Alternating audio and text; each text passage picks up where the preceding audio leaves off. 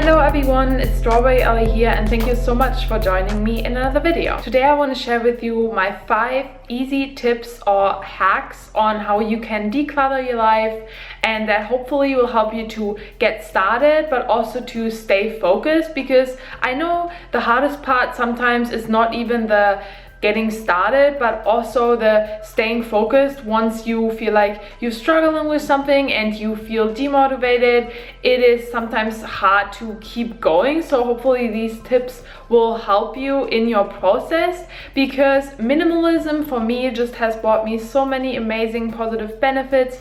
I feel a lot less stressed and anxious. I stay a lot more organized within my life. I feel a lot more mentally clear and relaxed. So I hope these tips will inspire you to declutter your life as well. So without further ado, I'd say let's get started.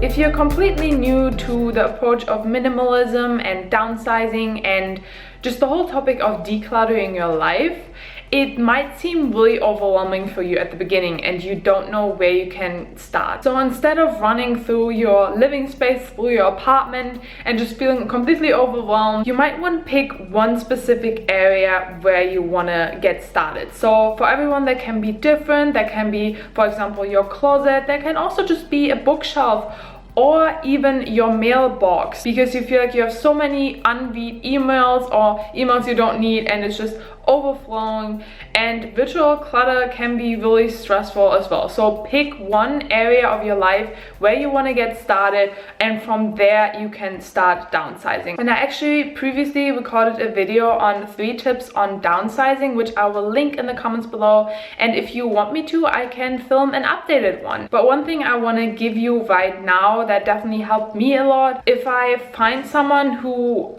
finds a benefit or purpose from it.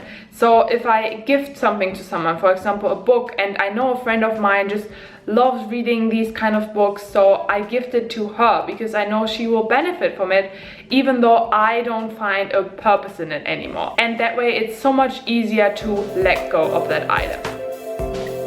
So you might have already downsized a lot and you got rid of a lot of things, but you still feel like at the end of the day your room seems cluttered up. And I want to give you one hint why that could be, and that is the dump zones. Now what I mean by that is you might have one specific place in your room or in your living space where you dump on all your junk that you use up during the day but you don't feel like putting away at that time, and then you just dump it somewhere. For me, for example, that is a chair that is in my room, and once I put off clothes, when I come home for example, I just dump it on there, and then at the end of the day there's just a pile of clothes that I've been using during the day, or maybe even 2 days, and maybe other things too, like a blanket. It just becomes a big cluttered up dump zone, and that is because junk attracts junk. So once there's already something cluttering the space up, there's just more likely to come more junk to that place. So what I suggest doing is just try to find that dump zone in your living space, put everything away and trying to keep it clean.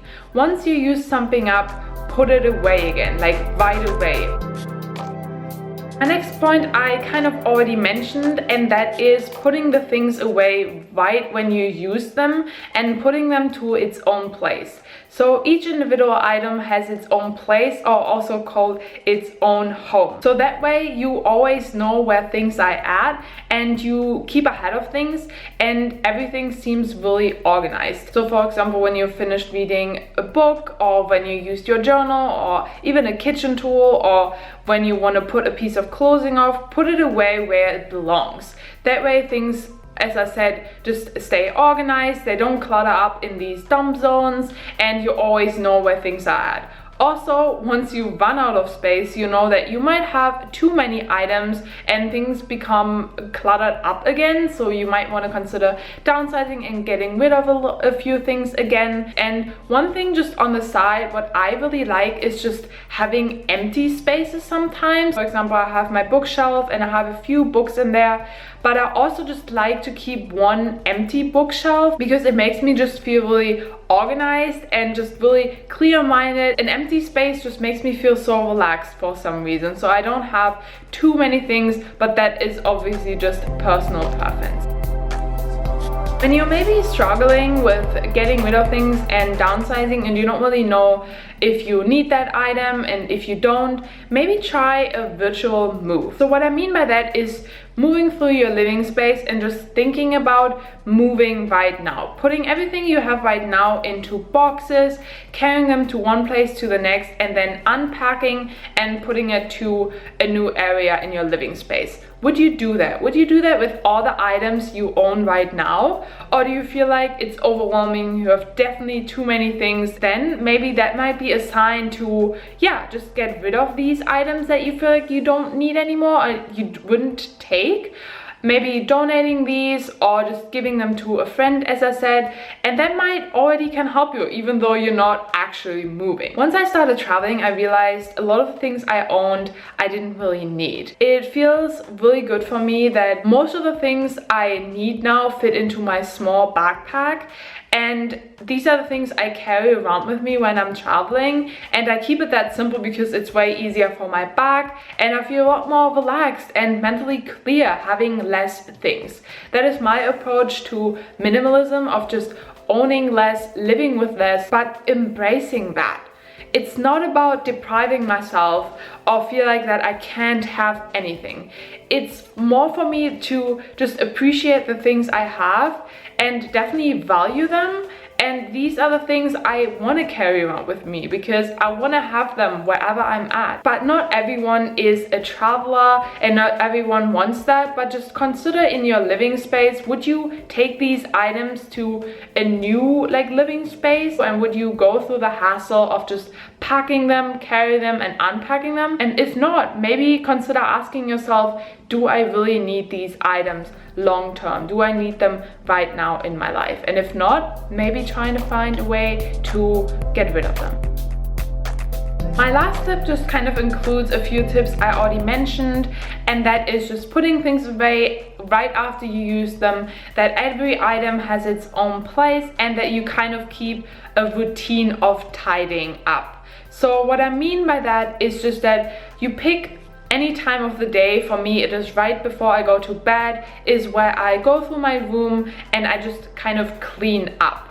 I put the things away I couldn't be bothered to put away during the day, even though I kind of trying to do that, but sometimes life happens. So what I do is I just go through my room, put everything where it belongs, and then I go to bed. It's kind of a routine now, and it makes me feel really calm and relaxed.